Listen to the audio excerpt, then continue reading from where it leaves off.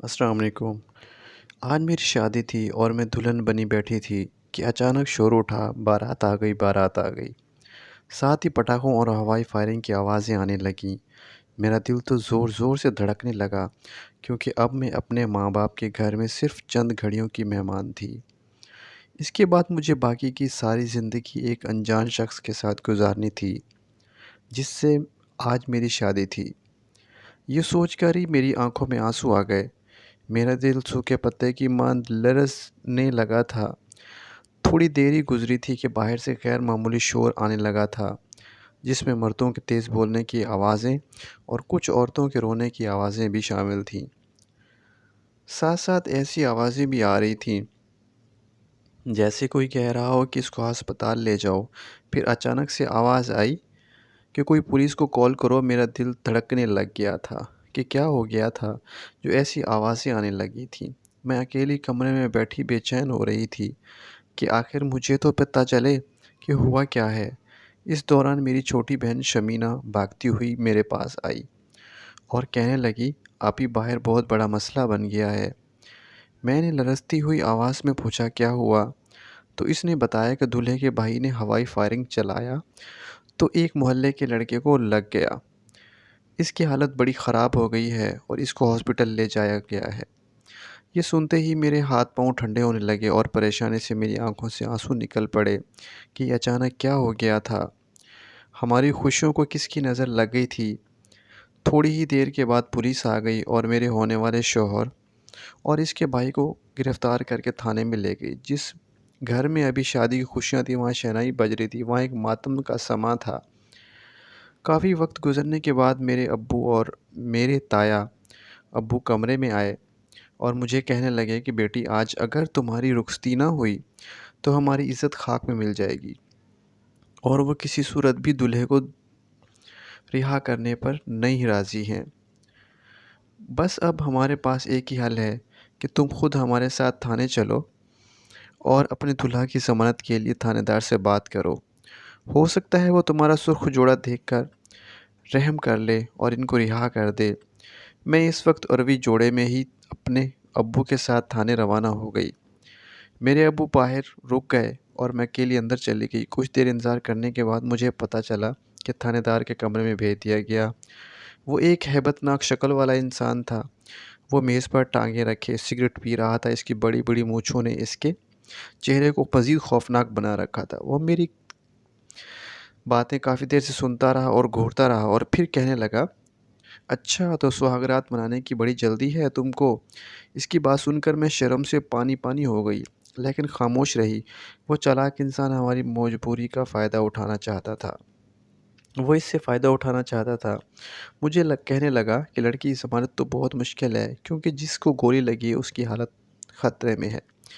मैंने एक लंबा साँस लिया और परेशानी से उँगलियाँ चटकाने लगी। वो कुर्सी से उठकर सिगरेट का धुआँ उड़ाता हुआ मेरे पास आकर खड़ा हुआ और मेरे कंधे पर हाथ रख कर कहने लगा कि एक शर्त पर तुम्हारे दूल्हे को छोड़ दूँगा। अगर तुम आज ही अपना दूल्हा चाहिए तो इससे पहले तुम्हें मेरी दुल्हन बनना पड़ेगा।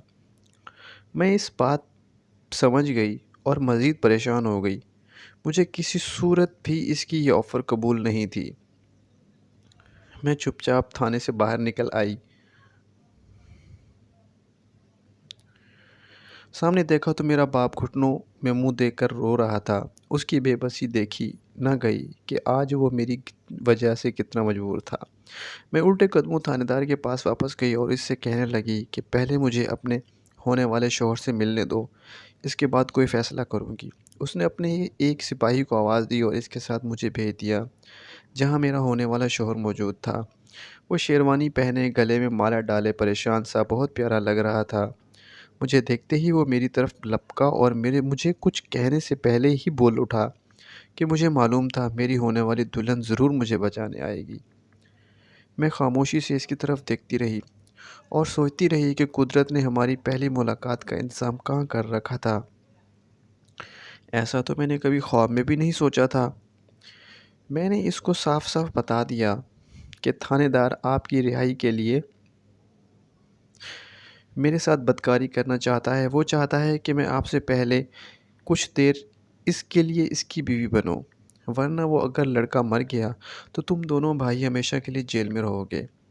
میری بات سن کر میرا ہونے والا شوہر سوچ میں پڑ گیا۔ میں سوچ رہی تھی کہ وہ میری بات سن کر بھڑک اٹھے گا اور تھانے دار کو گالیاں دے گا، اسے برا بھلا کہے گا، اس کی جرأت بھی کیسی ہوئی کہ ایسی بات کہے۔ لیکن مجھے اپنے کانوں پر یقین ہی نہیں آ رہا تھا جب اس نے التجائی انداز میں مجھ سے کہا کہ میری خاطر اس کی بات مان لو، ایک بار اس کی خواہش پوری کر دو۔ ہم ساری عمر جیل میں سڑنا نہیں چاہتے، تم میری ہونے والی بیوی ہو، میری خاطر قربانی دے دو نا۔ آخر کو آگے چل کر بھی ہمیں ایک دوسرے کا سہارا بننا ہے۔ میں نے اسی لمحے اپنے بارے میں فیصلہ کر لیا تھا۔ میں سست قدموں سے چلتی ہوئی تھانے سے باہر نکل آئی۔ مجھے دیکھ کر میرا باپ تیزی سے میری طرف آیا اور میرا ہاتھ پکڑ کر پوچھنے لگا کہ بتاؤ بیٹی کیا ہوا؟ ان کی ضمانت مل جائے گی نا؟